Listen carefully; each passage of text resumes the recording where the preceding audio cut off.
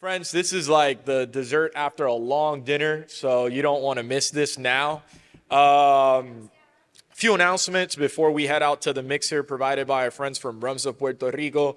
Tomorrow we start early, so hold on those drinks, okay? 9:30, only half an hour earlier. And we have the Secretary of Economic Development and Commerce, Manuel Sidre. It'll be great to have all of y'all here. Tomorrow we also have a closing event that's provided by Carbon 6, if I'm not mistaken. You're entitled to bring a +1, so let's make that happen. And to close out the first day of ICON, help me in welcoming to talk about the state of housing in Puerto Rico. We have Marcial Díaz, Senior Vice President of Construction Division over at Banco Popular. We have Francis Peréz, Research and Program Manager at Foundation of Puerto Rico.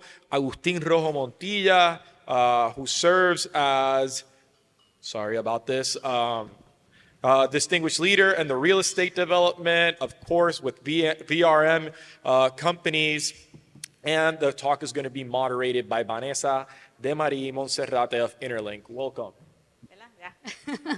Un, dos, tres. Bueno, hi everyone. I guess I'm really excited to be here, be part of this panel. I guess it's a challenge for us now. We're going to be the last panel before going to the mixer and networking. So hopefully it will be interesting enough for you guys to stick around a little bit. The name of our panel is supposed to be the State of Housing in Puerto Rico, Affordable Housing Myths, Realities, and Opportunities. And I would like to take this advantage of, changing the name a little bit. I think the name of affordable housing in Puerto Rico has been, right now, as of today, it's a little bit misleading. There's definitely a shortage of housing in Puerto Rico, and we would like to turn that over. Instead of calling them affordable housing, which relates more to low-income housing, call them attainable housing, because it's attainable to everyone, depending on their economic strata. I mean, there's such a shortage of housing in all sectors that we don't find housing for young professionals, we don't find housing for elderly, we don't find housing for just anyone in Puerto Rico. So I would like to start with Agustín and see if he can give us a little bit of where we are in the construction industry relating to housing developments, and what do you think is our new home buyers are looking for when they start to search for a house? Sure, thank you, Vanessa. Hello to everyone. So the state of housing in Puerto Rico, where are we at? I guess that to answer that question, we have to look back historically and think about where we were before, right, at different times. So I'll give you a number or some data for comparison.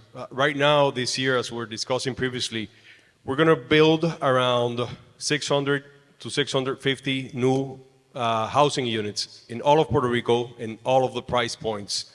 So that's extremely low. When we compare that to, for example, 2011 in Puerto Rico, when we were in the throes of a very, very bad recession, we were doing around 4,500 new units per year.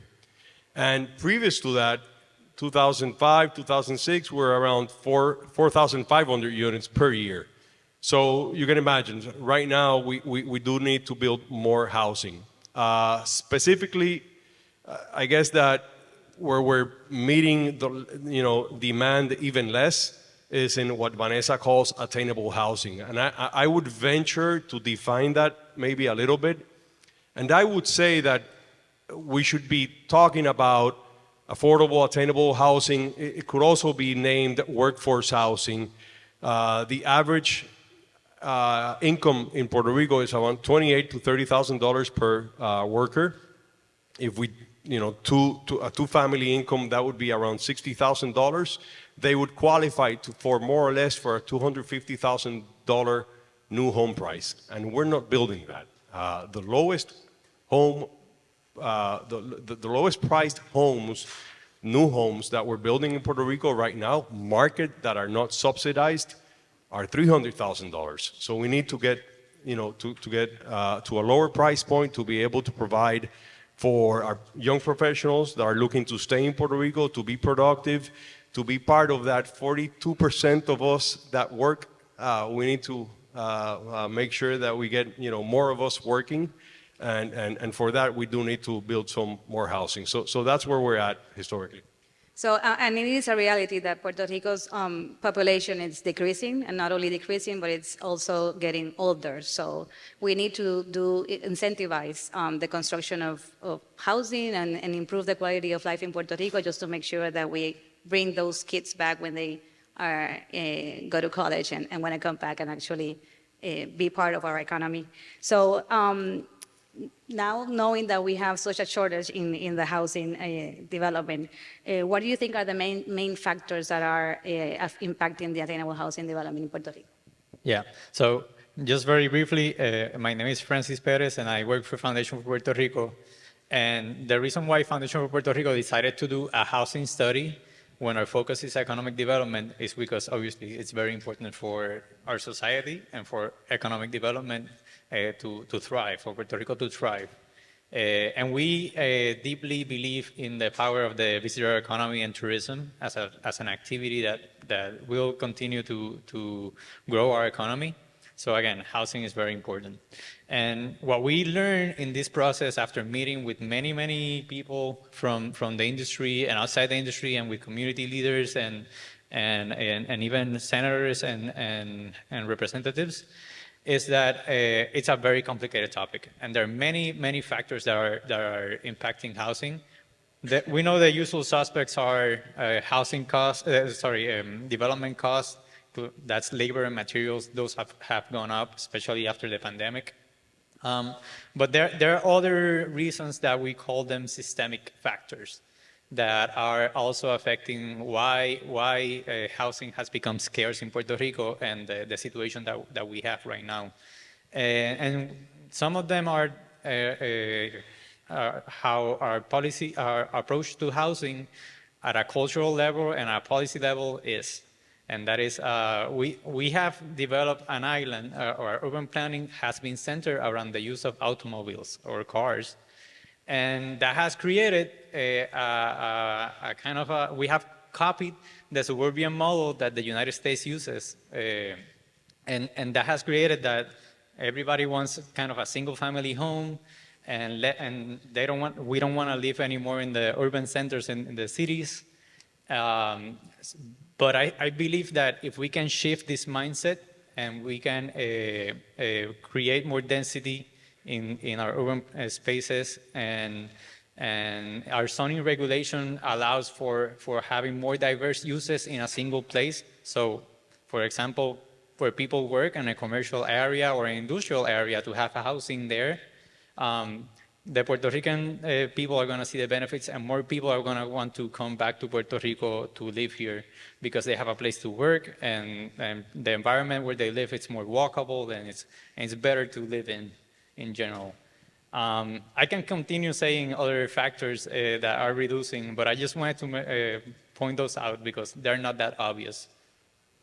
Yeah, I think the most obvious ones are what is being said everywhere: permits, construction costs, lack of labor, and there's a new one that we just recently had, and it's really affecting not only the development of residential projects or projects per se, but the power of the buyer to afford a housing, and that's interests. So, taking advantage of Marcial that is here from the bank, can you just let us know, talk a little bit more about the interests, how they are now, and how do you expect they will move? Hi, everyone. I think that the Interlink scheme in Puerto Rico are influenced by efforts to control the inflation, stabilize the economy, leading by the higher rise and interest higher than 2 years ago, post-pandemic lows. That will have an impact in the financial costs from every developer who try to build a project in Puerto Rico. It's in addition to the mortgage rates that they might say the interest for mortgage rates are really high. I think that the important thing here is that in Puerto Rico, we expect that the interest rate from Fed funds reduced 50 basis points last month. I expected to continue that soft landing at the end of the year and continue next year.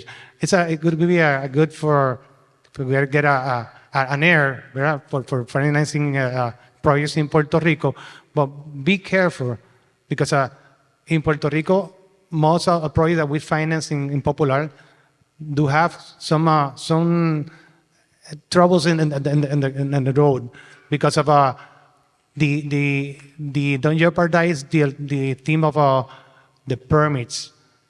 Every project that we finance, almost every project we finance, no matter the developers had the cash flows on board, they expected to deliver on time, they do have to wait for endorsements and permits from the government agencies. That reduce the benefit that those rates are going down, and sometimes they pay.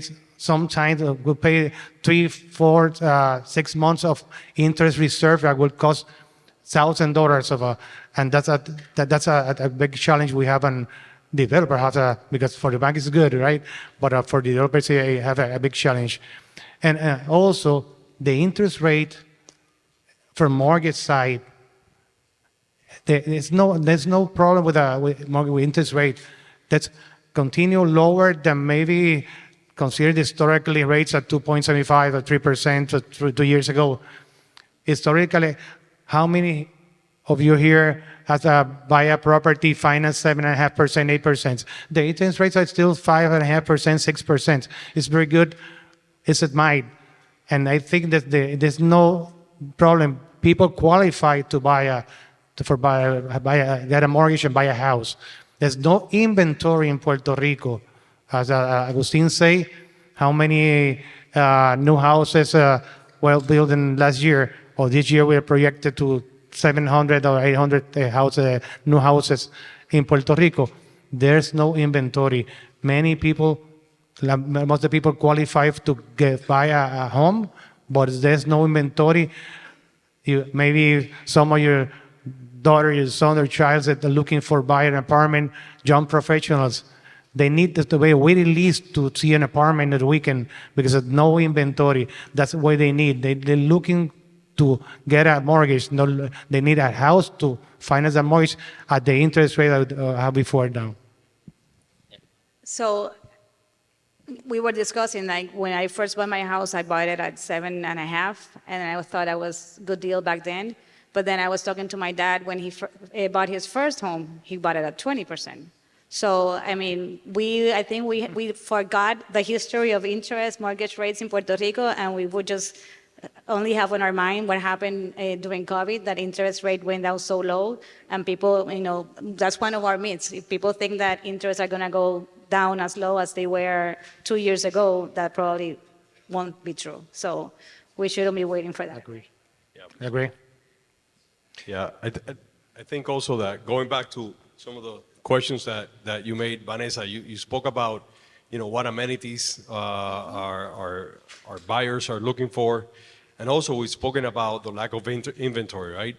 And I guess that we should talk about the elephant in the room, which is there's a lot of empty buildings in Puerto Rico, and so what about that inventory, right? That a lot of people signal to as the solution to the lack of new housing inventory in Puerto Rico. And the truth is that, yes, there's a lot of empty properties or abandoned or underused, let's say, properties in Puerto Rico. That doesn't mean that they're there for the taking. They're owned by someone. So that is an opportunity. However, when we take a look we recently made a survey of 2,000 past purchasers of the last couple of years of new homes in Puerto Rico, and we asked them, what are your 3 main priorities when looking for a new home or for a home, let's say? Number 1, security. So they're looking for some type of controlled access, right? If you're going to buy a house, it has to be somewhere where you have it has to be gated. Number 2, amenities. So if you're going to buy a house or an apartment, it has to have amenities, whether that be, a tennis court, pickleball now, paddle tennis maybe, a pool, whatever, right? a lounge. Number 3, modern layouts. So that's part of the big challenge that we have as developers when we look into that existing inventory that's either underused or abandoned in some way that could be maybe tapped into if all the legal challenges are superado, ¿verdad? Overcome. So we have to look at what our market wants. We can't. I mean, I'm not of the opinion that you can make a market buy something. You have to provide what they want. So that's part of the challenge that we have, and we haven't been doing modern communities in Puerto Rico for quite a few years now. I mean, it's been 10, 15 years since we do in volume modern communities in Puerto Rico. National workers to come back to Puerto Rico, and we also have to talk about, I guess, if we have less population, why do we need more new inventory? And the truth is that there's attrition rates of old properties. 70% of housing units, housing stock in Puerto Rico is more than 40 years old already. So that's part of it. There's a lot of units that are just out of code and shouldn't be used as housing every year. So that comes into play. And divorces. Divorces is probably the #1 driver of new housing need in Puerto Rico. Even more than hurricanes and earthquakes? Correct. So piggybacking on what you just said, we do have a challenge, which are, I'm going to put my architect hat on, urban centers, downtown areas in Puerto Rico. We have the best cascos urbanos, and they are abandoned, and even, it's really sad to walk through some of them. And we do have a new type of we need to provide housing attainable for everyone. But we do have a new market, which are the millennials that are the ones that are coming back from the States. They typically stay in the state for a while. They learn how to live rent. We don't have a rental market in Puerto Rico, but a market rent in Puerto Rico, but we need to work on that. And they are used to living in a smaller unit, livable unit, but with better amenities, what you were saying. So I guess we have an opportunity now if we match those two challenges. How do we provide housing for these new young professionals, and how do we redevelop these cascos urbanos, urban centers? Maybe we have a match for that type of population. So, Francis, in your research, how do we do that? Okay, so again, I think we need a bunch of solutions coming together at the same time in an integrated way for us to overcome the housing shortage that we have. I guess that I'm thinking on a personal level because I'm a young professional and I work with a bunch of young professionals who are going through the process of trying to buy a house or having issues with their rents getting raised. And I do believe that what you're saying is very true. I think that people want different types of housing. Not everybody needs a single family detached home with a big patio. And yes, the rehabilitation of urban centers is kind of a low-hanging fruit and something that we all want to happen. So leaving aside, I think there's an opportunity to create more multifamily developments in Puerto Rico. That is easier said than done. And what we have seen is that the policies and the incentives that the Puerto Rico government has are to make the cost of single-family detached homes cheaper than the multifamily homes. Or less expensive. It's more expensive. Less expensive. Sorry. Yeah, it's less expensive. Yeah, I agree. So how can we make it easier or more attractive for investors to develop these types of housing, multifamily housing again? And how can we make it cheaper for people to live there?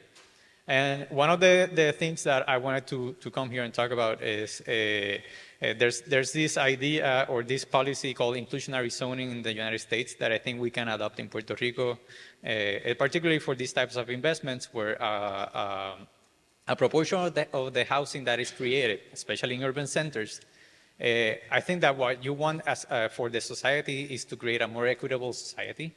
And what this type of inclusionary zoning policies do is that they reserve a proportion of the new developments, of the new housing units, for people of low and medium income housing, which is what we want. So we're creating diversity across income classes in a single place.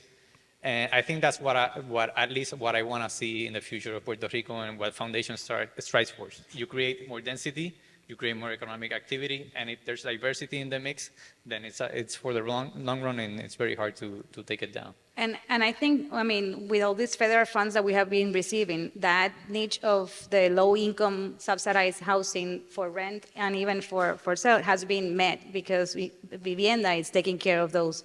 But the formal market rent, we only see in this type of project that you have 20% of those units are market rent and the rest are subsidized. Maybe we just need to flip it over and do some projects where market rent are more, it's a larger number, a larger percentage and lower subsidized.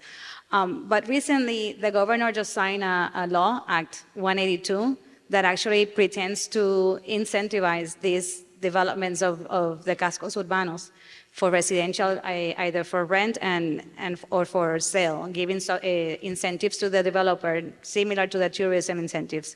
So this is totally new. We haven't seen the reglamento yet, so we don't know exactly the details, the fine tuning, but in an oversight view, it's very important to know if the banca, it's up for it. How do you see this? Do you think this is like a new, like one solution to work with the abandoned and unused properties in the cascos urbanos? The banking sector has really a strong appetite to finance to developers that have the advantage of those benefits. I think that the subsidy has to be part of the equation. It's too difficult to build a project. Those developers in Puerto Rico, because we haven't seen any affordable housing project for the last 3 or 4 years, because of the high cost of construction, the work is not easy. But urban centers is still a challenge if they don't seem some subsidy to make viable those projects. In the case of the banking sector, we are willing to do business, and I think that could be reduce our leverage and the risk because of have some subsidy. As you see at the affordable housing in Puerto Rico, is the one that taking advantage of those subsidies because of that. You have the allocation of the market low-income housing tax credit. They have allocation of CBDR funds to close cover that gap. At the end of the day, those projects could be a great opportunity because they have no permanent loan at the end of the day. All of them will subsidize for Fed funds. I think that we have to look always the opportunity to bring some subsidy to not necessarily the affordable housing or subsidized also for market rent in Puerto Rico. Knowing that mainly one of our biggest obstacles has to do with development costs, and knowing that the word subsidy and subsidized to the private sector is not very well liked. Agustin, what other opportunities do we have, or the government has right now, that could help reduce or mitigate those costs that actually could be reduced now in Puerto Rico, now that we have all these federal funds also coming in? Sure. Let me. I'd like to talk a little bit about urban renewal as well, and bring it into the question that you just asked. Listen, there's some truths that we have to understand on development. It's much cheaper in Puerto Rico, as is in most markets as well, to build a new single-family home than to build high-rise apartment buildings per unit. It's just much cheaper. For one-story or two-story construction is much cheaper than 4, 5, 6, 10-story construction. When you get into codes, every time that you're going one floor higher, codes get stricter. So now you get requirements for fire, Life safety. life-saving systems. You get water system requirements, cisterna, pumps, etc. Everything is just makes that type of construction more expensive. You get parking requirements as well. As Francis said, codes are not made necessarily to incentivize urban renewal here, at least here in Puerto Rico. So when we go to Miami, Brickell, and we see huge buildings there, and most of those units not only don't have one parking, some of them don't have any parking at all. It's done that way to incentivize cheaper building and mass transportation. In Puerto Rico, we don't have that mentality yet. So as developers, if we're going to do, if we're going to look at the feasibility of one or the other, we have to go towards housing because that is just cheaper. And our clients still prefer that mostly as well. So that's one. The other is that in all of housing in Puerto Rico, every time we build a new unit, we have 30% of the final price of that unit is a direct component of government taxes. Direct component of government taxes throughout the construction. So let's say right now the cheapest housing units that we're building, single-family homes in Puerto Rico, are around $300,000. If we were able to lower that 30%, we would be around $200,000. And that is attainable housing in Puerto Rico. That is affordable housing for Puerto Rico. That is workforce housing. And we just can't do it because we have 30% of direct taxes imposed by the government, by the municipalities. An example of that is arbitros de construcción on the municipalities. I don't know how to say that in English, so excuse me, but that's it ranges from 7 to 10% of the project cost without the financial burden that imposes on a development. So we have to look at those things as opportunities. And that's the reason that we're talking about this publicly, and that we're talking about this with nonprofits and everywhere that we're able to bring knowledge of this and try to look for solutions. I would like to add a few comments. I remember, I'm not too old, but I remember in the 90s, many projects were subsidized from a site development, from government, federal government agencies that were developing that time, and the government of Puerto Rico taking federal grants. I think that also allowed to developers to build a affordable housing project, considering the reduction of those costs Agustin mentioned, and also the site. You don't remember? You can imagine how much it costs the site to develop a project affordable housing. It's a site per house or per unit. It will cost you $20,000 per unit. You can have a affordable housing unit to sell. Yeah, I'll add to that, and thank you, Marcial, for bringing that point because it's important. In most new developments in Puerto Rico, the developer is required to do off-site improvements. That means that you have to make some electricity improvements to the street, or water or sanitary improvements that serve the whole community, but that development has to cost it. So the end purchaser is paying for that. And when we finish with the development, we pass that over to the infrastructure agencies, and then they charge for the service. So same thing goes with telephone, same thing goes, it's required for us to put a telephone line in each new unit in Puerto Rico. How many of you still have a physical telephone line in your house? I mean, I don't see any hand. I don't, so let me lower mine. So those are things that we really need to talk about and look for solutions.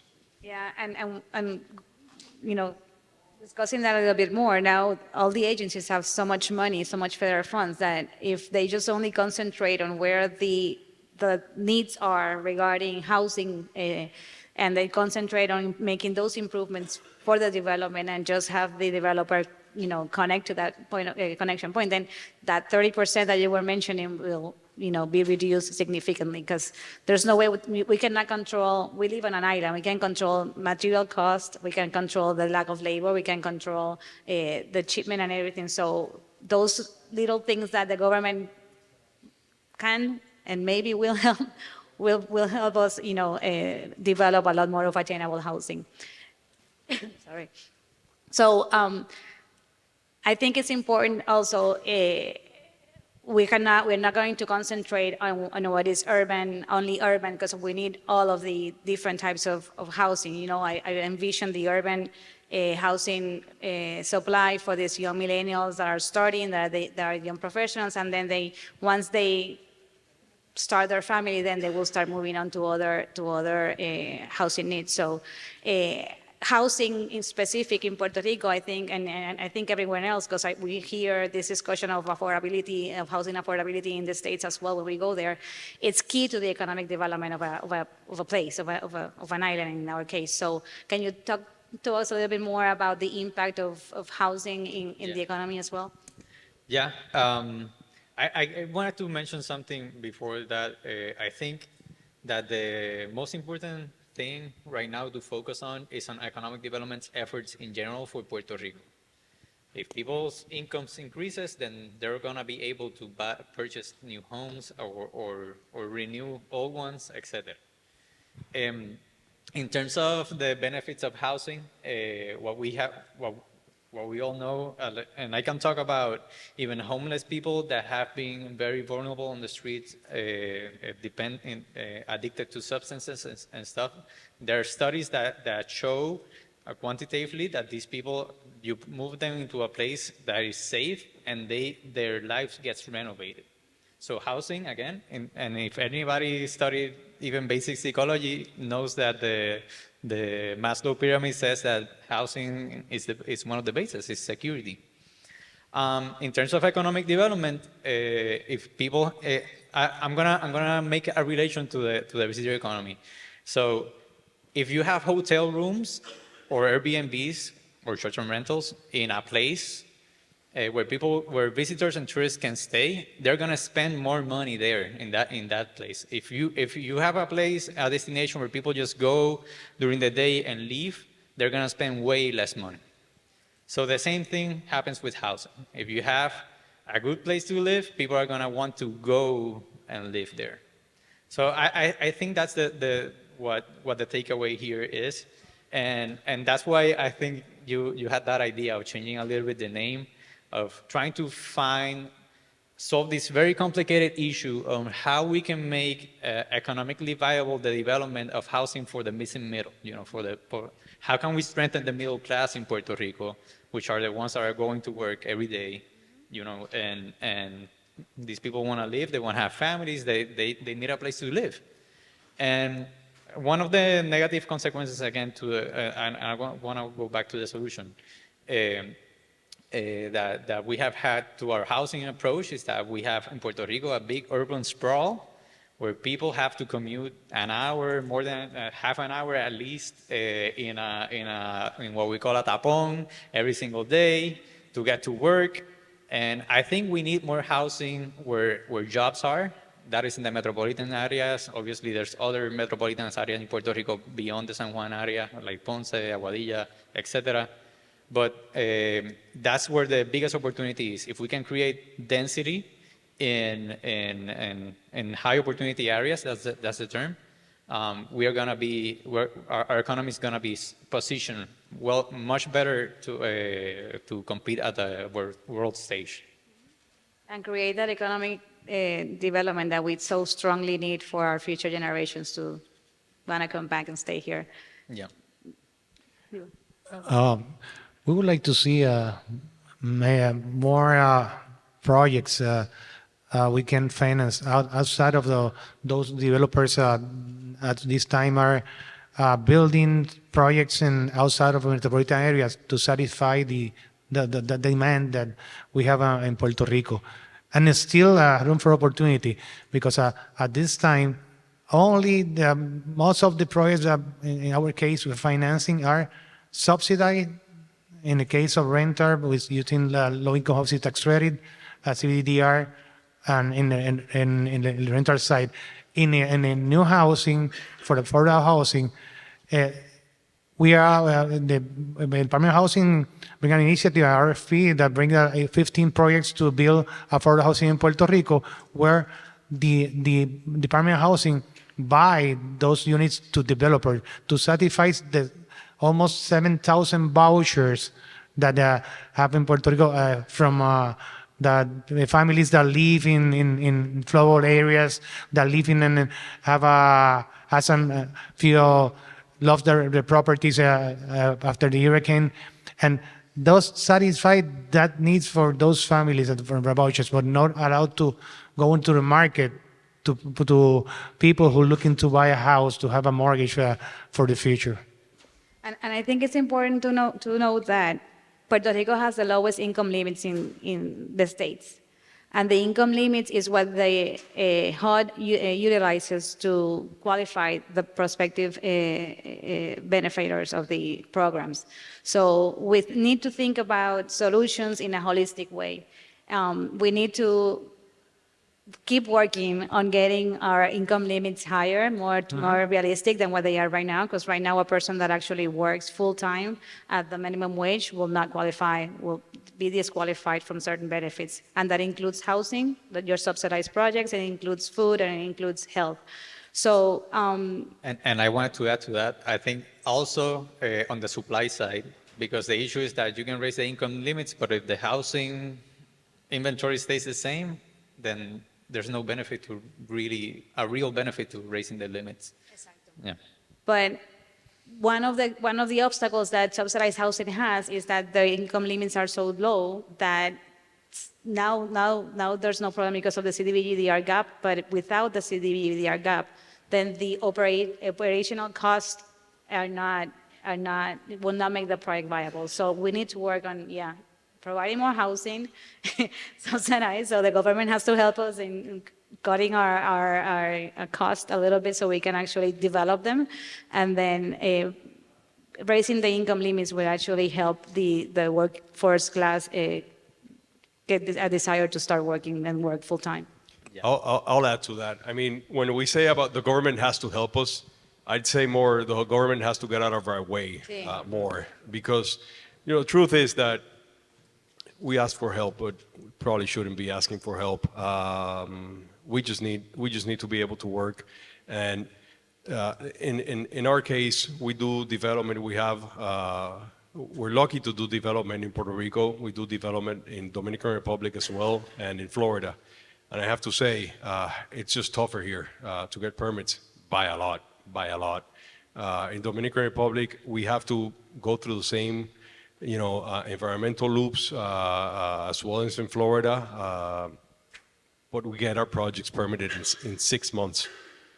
And here it takes a year if it's quick, a year and a half if you're very quick.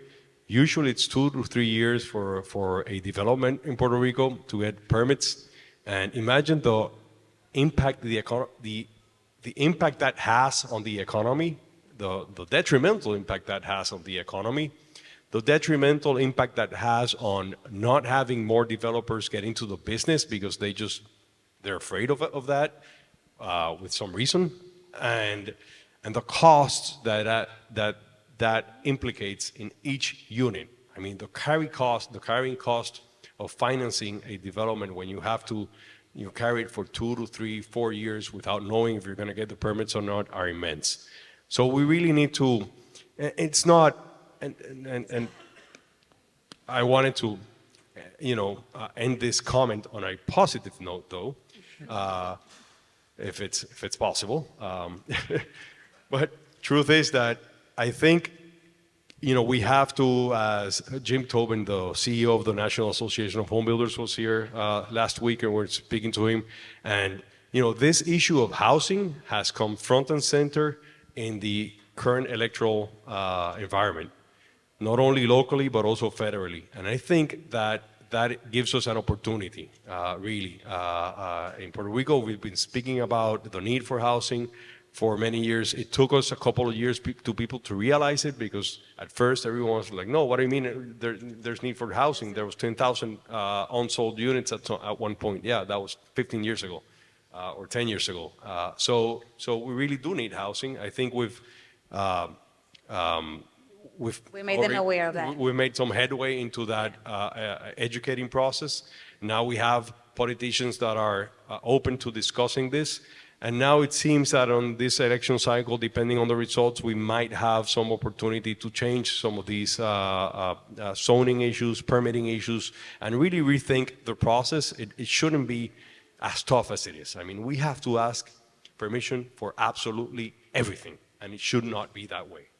And I think it's important to detail that planned house developments, planned communities are actually more in accordance with the environment than unplanned communities. And what we've seen and what really happened after Maria, that 55% of all homes in Puerto Rico are built through the informal way, meaning they probably don't have any connection to sanitary, to sewer. So, their impact into the environment is a lot worse than what we do, which is actually helping in harmony with the environment. So it's important for the government to let us do our work, and instead of being an obstacle, being a facilitator in trying to get all the work done. Yeah, sorry, but I have to jump in because this is passion for me. Listen, planned development is the most sustainable development that we can do in Puerto Rico. 60% of our housing in Puerto Rico is informal. That means that it either was not built to code or did not go through the permitting process in Puerto Rico. 60%. Those housing units are the ones that are affected every time we get a hurricane in Puerto Rico. Those housing units are the ones that are usually in flood zones in Puerto Rico, that get inundated when we have climate issues in Puerto Rico. And that's just crazy. And they're all over the place. They're not planned. They don't use our land they're not dense enough. When we have planned development, we use our land more appropriately. When we have planned development, our housing stock is connected to the sanitary system. Many of this informal housing is not connected to the sanitary system. So who knows where that water goes? And however, that's what ends up being built in Puerto Rico because we're so stringent with planned development. So some food for thought there. Yeah. I mean, all I want to add is that, we need to build more housing. I think that's the point. But who are we going to build houses for? What's the priority what is the strategic focus of building housing, and I think we need housing for the young professionals, for that kind of crowd, and for the middle income families, which is, let's say, $50,000 to $100,000 of household income. Let's say that within that range. I invite you to look at the study that we did. It's published in foundationforpuertorico.com research. And in the study, one of the examples or case studies that we took was Japan. And I'm just going to go very briefly on it. Japan has the same situation as us, high density population in an island that gets a bunch of typhoons and earthquakes and all that. But they don't have a housing issue. They don't have a housing shortage because of they were doing the suburban model and they removed that. They did transit-oriented development first. They did mixed use zoning. So again, you can build zoning laws are more flexible about what you can build and where you can build housing. And in general, it has been great for them. So we can learn a lot from the Japanese housing model. And those are initiatives from the government that actually incentivize construction, not disincentivize, which is what happens here, unfortunately. One last thing that, since we've been discussing the federal funds, I think it's important that, Marcial, can you talk to us a little bit more about the HBA program from the CDBG-DR funds, how that's helping, if it's helping the first home buyers to buy their new home? Because, I mean, it's important also to talk about good opportunities that are out there for first home buyers. Yeah. Using CBRs, the home buyer assistant allowed to have access to buy affordable housing in Puerto Rico, but still, families looking to buy a house because no inventory. They'll still have the home buyer assistant assigned maybe $40,000, $50,000, and they're looking to buy a house and find a house. That's a big challenge population in Puerto Rico have, because CBDR have access to subsidy, rental housing subsidy. Great. We have financed this year about 250,000 to 250 million in around 1,000 rental housing units in Puerto Rico, and still a high demand rental housing in Puerto Rico. And in the other side, for the affordable, attainable housing, say now, because they're not necessarily affordable, because from 250,000 is too difficult to build a project, a unit of that price, because the cost of the site, the cost of to build the workforce, it could be maybe around the $300,000, maybe in outside of metropolitan area, because in metropolitan you can find a site to develop that kind of unit for that price, and CBDR have the opportunity to allocate from funds from the Fed fund. They do have to subsidize the sites infrastructure to make viable the new projects in Puerto Rico. And I think it's important to end with a good note, right? There's a crisis of affordable, attainable housing in Puerto Rico, but there are also a lot of opportunities that we can actually take advantage from. So it's just a matter of getting together the private sector, the public sector, and the NGOs and look for solutions. And we don't have to think of a huge solution that will resolve the whole problem, but start with small solutions that implement pilot projects and see what happens and go from there, because we do need housing. We have the people to do it. We have the people to build it, the people to finance them. So it's just a matter of getting our minds together and getting it done. Thank you. Thank you. Yeah, for sure. There's opportunities, and we're looking for them and trying to capitalize on them. Thank you. Thank you. Question over here. I'm sorry about the lights. First of all, in behalf of our organization, thanks for making time to come here and discuss one of Puerto Rico's most important problems, and more than discussing that, the possible solutions. So there's a couple of things that probably this is for Francis. Traditional Puerto Ricans have seen their home as their primary tool for investment. Has there been a shift by design or default of younger generations looking to rent versus owning? And then second, this is probably for Agustin. I heard about in this panel about construction costs or just general costs. I'm a little bit more concerned about just the shortage of labor. Just getting, there seems to be the low-hanging fruit, an enormous amount of demand for construction, and you're competing for low housing, infrastructure, luxury. How do we tackle those two items? Okay. So very quickly, most people under 35 rent more than they own for different reasons in Puerto Rico, and that's census data. You can look it up. And I think that generation is going to have a particularly harder time getting a house, because obviously we're not building enough inventory. This year alone, like Agustin said, it's going to be 650 units of new housing. That's very small.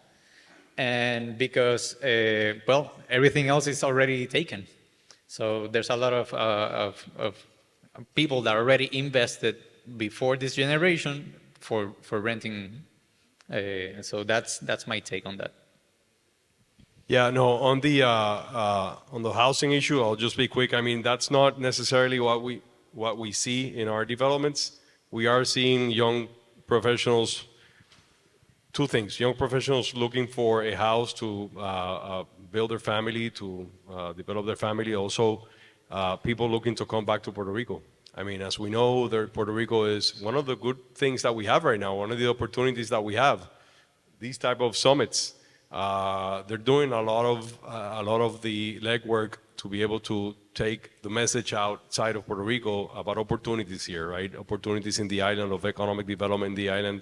All of these federal funds that have come in have helped us also to market Puerto Rico as a place where, you know, there's business opportunities as well. So we do see a lot of people interested in coming back. The biggest challenge is housing for them. We even see, I mean, I don't want to name any banks because we may have some here in our panel. But I've been told that they offer good jobs. They get people to be interested in coming back to Puerto Rico. They have those career opportunities. And when they get them over to Puerto Rico, the biggest challenge is finding them a reasonable home, a good quality home. And Attainable. You know, we have to. Attainable home. Attainable. Yeah. So that's the challenge. Now so the market is there. Even though yes, there's a lot of renters, younger age renters, and I think that the rental market has to be also developed. There's opportunities. I was a renter once. As I mentioned before, we developed in Dominican Republic. I spent 5 years there. I rented. I didn't know how long I was going to be in Dominican Republic for. I didn't know if I wanted to stay, in the first apartment that I rented out, and I ended up moving 3 times. It gives me flexibility, and there's a market for that, and we should pursue that market as well. However, there is a big primary home market as well that we have to pursue. On the labor issue, I don't see that as a problem. I see that as a challenge. I mean, it's a good thing that we have a lot of work, right?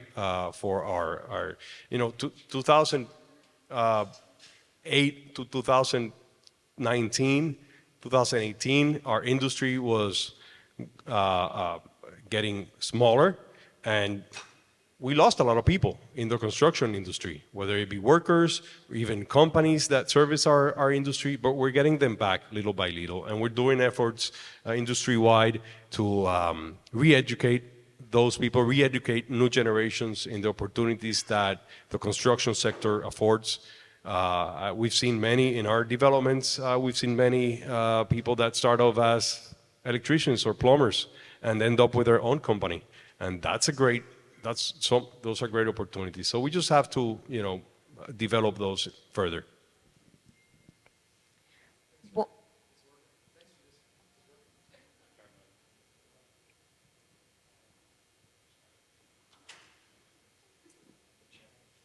Buenas tardes. Por acá, por acá, por acá. ¿Me ven? ¿Me ven? Thanks for the Para discussion and the Okay. passion, and thanks for your paper, Francis. The paper spoke to 20% of the dwelling units in Puerto Rico are uninhabitable and/or don't have deeds or titles, and as mentioned by Agustín, housing permits to begin with. It didn't propose any legislation. I talked to a former governor this morning on that very question. And when he was in office, there was legislation that died because of the divided government to address this issue. And a way to address it is adverse possession laws, right? I know that many of the conflicts as to deeds and titles are generational. That doesn't mean it can't be resolved by legislation. You simply put a time limit on it, and you could say, if you don't litigate by this date, right, who was ever in the house, squatters' rights prevail. And by your numbers, that might solve for a couple 100,000 dwelling units. And we all know that real estate and home ownership is the biggest asset for the vast majority of people who own a home, probably about 90% of Puerto Ricans, freeing up that capital, allowing them to go to BP and get a loan, which they can't do because they lack title and deed. It does wonders for the economy. So my first question is to you, where is the status of any proposed legislation and getting some up for a vote? And then I have a question for Agustín too. About 580,000 dwelling units per that report have been abandoned or in a state of disrepair. What is the market, if any, for entrepreneurs like you, builders like you, to I get amenities, I get pickleball courts, and I get all of them won't have them, but we're talking about housing for workforce as discussed. What's the opportunity of builders to come in and maybe with loans, maybe without, using their own capital, to start to rehab over 500,000 abandoned dwelling units, which is, again, core to revitalizing the economy of this island? So those are my 2 questions. So very quickly, just because I don't have an answer, we fell short of being able to recommend a very specific policy recommendation on defining policy recommendations, just because we are an organization that has a very few resources. We did this with a grant from the National Association of Latino Asset Builders, and our capacity and resources were limited to what you see in the study. But I can invite you to try to have this conversation and find a solution, and we will be very open to working together, which is what we're trying to do. Work with, I think we need a collaboration, a multi-sectorial collaboration to seize this opportunity that you just described very well that we have in Puerto Rico to increase housing. But I know there's a law that was passed. It was a PC, Proyecto de la Cámara 1367, that actually helped expedite the titles of, because for a person, a family to be able to get access to the funds, federal funds, let it be FEMA or CDBG, they had to have titles of the properties. So there was a law that was actually passed maybe last year. I don't know the number of the law, but the Proyecto de la Cámara was 1367 to actually expedite the titles. Yeah, on your question, I would say the following. I do think there's an opportunity for rehabbing or repurposing a lot of areas in Puerto Rico. I would say there's areas in Puerto Rico that we want to preserve and rehab them, right? Refurbish them somehow. There's other areas that just weren't planned correctly from the get-go. So I would rather, as a developer, see those areas be, by the government, be somehow accumulated, maybe in a land bank type of a structure or something, so that we developers could go in, purchase, and then do bigger scale developments. It's just very hard to buy individual units and to remodel them. That's something that, again, it's an opportunity, but it's a smaller scale. It's not for, it won't really turn the needle. And if we want to make a big impact, we need to think in a big scale. And I think there's the opportunity for areas that can just be completely redone in Puerto Rico that weren't planned correctly. And there's others that maybe we should consider proteger, no? Somehow. Yeah, and I'm glad you brought the land banks idea up. I think that may be that can be my answer, is how we can create funding mechanisms for construction projects at a county level, or like to make it more make financing more accessible for these types of projects. And one more thing to that, sorry. You'd be surprised by how costly it is to remodel a house, or remodel, particularly maybe not a house, but a building. It's very costly, and it ends up being per square foot, sometimes even costlier than just building from scratch. So that's part of the challenge. And it has to do with the construction costs, all of the construction codes. All of these buildings were built way back when the codes were so different from what they are now. So it makes them unviable to actually retrofit them. What's the best way to solve for which communities need to be torn down and which communities should be rebuilt? Good question. I don't know. I'd have to think about that a little bit. But I'm sure there's ways. I mean, it's been done before. If we go, we can take a look at other markets, Miami being one of them. If you go to the design district, I mean, that's a lot of repurposing and a lot of redevelopment there. So there's a lot of good examples that we can take a look at. Boston Seaport is another one of them. Whoever's been there, it's incredible. Boston Seaport is incredible. New York has a couple of them as well. We have to be careful, though. Again, we're talking about very high income markets per capita. And that's, again, we have to look at it in Puerto Rico from the prism of, or the perspective of, our income per capita in Puerto Rico. So thank you for the question. I think it's a great, we do need to think about that. Hola, Fabiana del Pin, por acá, a la izquierda de ustedes. Por acá, por acá, por acá. Fabiana del Pin del periódico Metro les va a hacer una pregunta. Buenas tardes. How do you guys think Moncayo, or projects like Esencia, I believe it's called, affect Puerto Rican housing? Projects like these cause or invoke a lot of rage, let's say, in Puerto Ricans. And I would like to know if there's some sort of like misconception when it comes to these big projects. Thank you. Total misconception when it comes to these projects. Listen, in Puerto Rico, and thank you for the question and the opportunity to talk a little bit about that. In Puerto Rico, less than 1% of home sales are above $1 million. That's the truth. If you look at the data, that does not move the needle. Those properties do not make the rest of the properties more expensive in Puerto Rico. The reason more properties are much more expensive in Puerto Rico in the past couple of years is because of low inventory and high cost of materials inflation. That's a reality. And because of very, very, very stringent zoning laws in Puerto Rico. It would be, I'm sure it's surprising to a lot of us. It was surprising to me for sure when I saw it first. If you go into the Plan de Uso de Terreno, which is the zoning plan of Puerto Rico, Junta de Planificación, if you go into the website, you're going to see that in Puerto Rico, only 14% of the land is classified to be developed in any manner. 86% of Puerto Rico, of land in Puerto Rico, is reserved for either agriculture or some type of natural protection. And we all think, well, Puerto Rico is full of cement.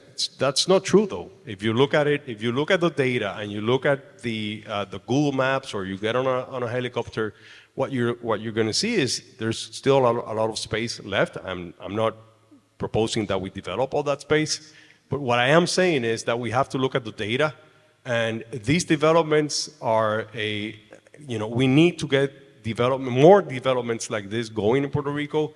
They provide economic development to those areas. Cabo Rojo is a place that is in dire need of the economic development, in dire need of jobs. And so is Fajardo and that eastern region. It's in very dire need of jobs, good paying jobs. And that's what these developments would provide during the construction phase and also during the operational phase. So we don't see it as impacting negatively housing prices in Puerto Rico. And the data supports that view. Thank you.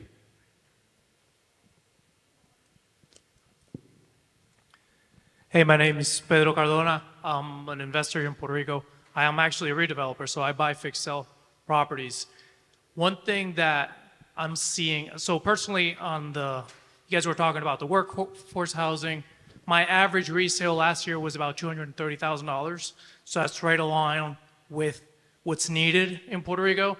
And one of the many things that I see and what I'm doing is, obviously there's the burdensome tax code where even though we're doing a much needed service to the communities, they talked about it earlier this morning, at $60,000, you're already at the highest tax bracket. So are there any efforts within the government, or obviously within the private sector, pushing the government to see how they can further incentivize the redevelopment to be able, obviously we have this urban centers now, we have the tourism, but it does not really attack that housing shortage, where, I don't know, Mr. Rojo, if you could say what that shortage is, because I don't know what that shortage would be on a per year basis. But I flipped 21 houses last year, and our intent is to scale that to a level where we could provide more housing, but there's very little tools where we can actually minimize the tax burden, because it's ordinary income on one side, and there's other venues and vehicles to be able to help that. But also, again, permitting, part of it is the infrastructure. One of the issues that we have with these types of housing, which I understand what Mr. Rojo says regarding properties that probably shouldn't be redeveloped. But if you look at an example like Levittown, which was a planned community, which was very densely developed, a lot of it was flooded during Maria. And I mean, if you drive around Levittown, you'll find so many vacant houses in disrepair.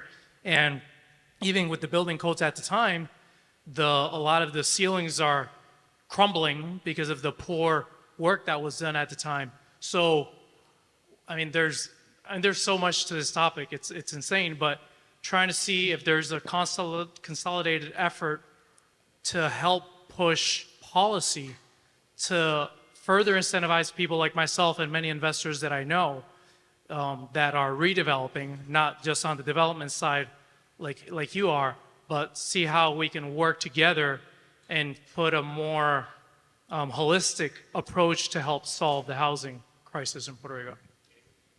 Well, first of all, congratulations. Remodeling 21 homes in a year and flipping them is not an easy task, so I congratulate you on that. I'd love to talk to you a little bit more later and maybe get your contact so we can continue this conversation. I would say that, I mean, what you say about Levittown, for example, is part of the attrition rate that we have in Puerto Rico. There's developments that were done in places that we couldn't do them today, or we couldn't do them under the same standards today.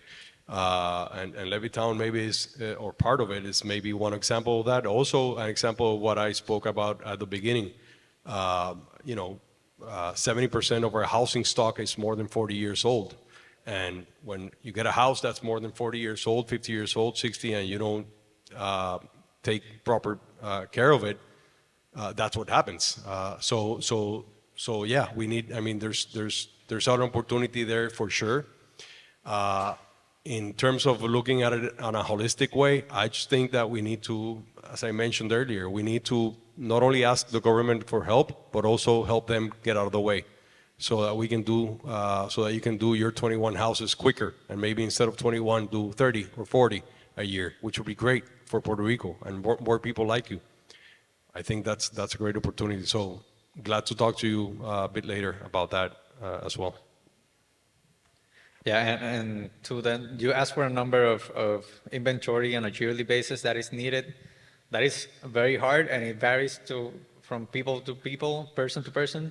But it has to be between 5,000 units to 10,000 units at the low range. And that's from data from what we see from used and new units that are financed by the banks. So maybe that gives you a little bit of. Yeah, and I'm sorry because I didn't answer that question, but that's, and I agree with Francis, that's the attrition rate in Puerto Rico. Just by old housing stock, and we need to build at least 3,000 to 4,000 new units per year. Thank you. House Bill 2172 was signed into law by the Governor on August the 24th, 2024, and it provides for new incentives for housing developments in urban areas, provided that it's involved in the construction of affordable housing. There are specific time limits set forth in the law. How do you see this law being played out in the real world of implementation, given there's a registration period that has to be, an application that has to be done by December 31st, 2025, and there's the various challenges that you've been talking about here today? Thank you. We briefly discussed that Act 182, and I think it's a start. We have those challenges, and basically, like we've been saying, the government is not really helping us. We do not have the bylaws to go through. We know what the law says, but not what the reglamento will say. I think there's opportunity for developers to actually get into redeveloping units in the casco urbano. I hope that people actually, use the benefits of the law to actually work on that. But I think it's kind of premature, right, to say what the impact will be, because there's so many unknowns, especially the credits. We don't know when the extension are going to get in. So we just need to, the government needs to put the bylaws out there so for us to actually make sure that what they are actually looking at might work. But it's a start.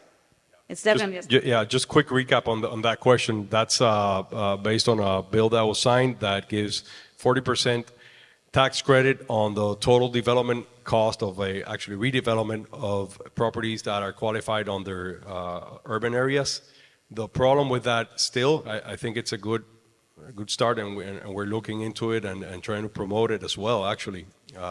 We think it's a good start, but we need to clarify the reglamento has not come out. And so it's something that if anyone here is interested in looking at for one of their developments, I would suggest that you go to El Departamento de Desarrollo Económico, which is the one, DEC, who's going to be administrating that bill. That's an example of a small project that needs to be implemented to see how it works and then expand it and maybe to other places, because that's something we've been promoting, some type of incentives for redevelopment of the urban centers. Let's hope it works. All right, big round of applause.